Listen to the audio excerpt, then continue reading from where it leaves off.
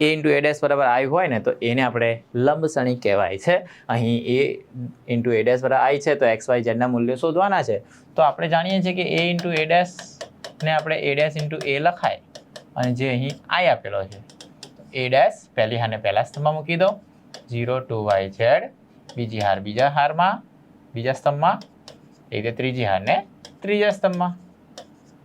જ્યારે એ એટલે 0 2 Y Z X Y minus Z X minus Y Z બરાબર એકમ શ્રેણિક છે 1 0 0 0 1 0 0 0 1.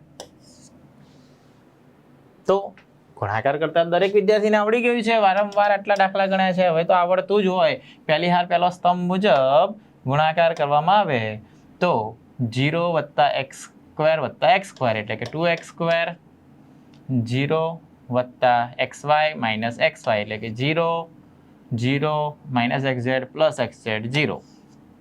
તેવી રીતે બીજી હાર પહેલો સ્તંભ લઈએ તો 0 plus xy minus xy, 4y² plus y² plus y², 4 ને 2 6y², 2yz minus yz minus yz એટલે કે 2yz માઇનસ 2yz એટલે 0, 0 minus xz plus xz 0, 2yz minus yz minus yz 0, z² plus z² plus z², 3z², જેને સામે સરખાવી દઈએ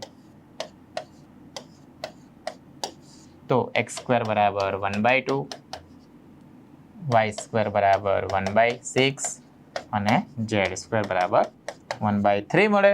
તો આમ x બરાબર પ્લસ ઓર માઇનસ 1/2, 1/√2, y બરાબર પ્લસ ઓર માઇનસ 1/√6 અને z બરાબર પ્લસ ઓર માઇનસ 1/√3. અહીં આપણને xy ના મૂલ્યો કીધા છે. જો એક્ઝામમાં xy ગ્રેટર દેન 0 હોય તો ફક્ત પ્લસ 1/√2, પ્લસ 1/√6 અને પ્લસ 1/√3 જ લેવું. જો લેસ દેન હોય તો ફક્ત માઇનસ લેવાનું છે. બરાબર છે.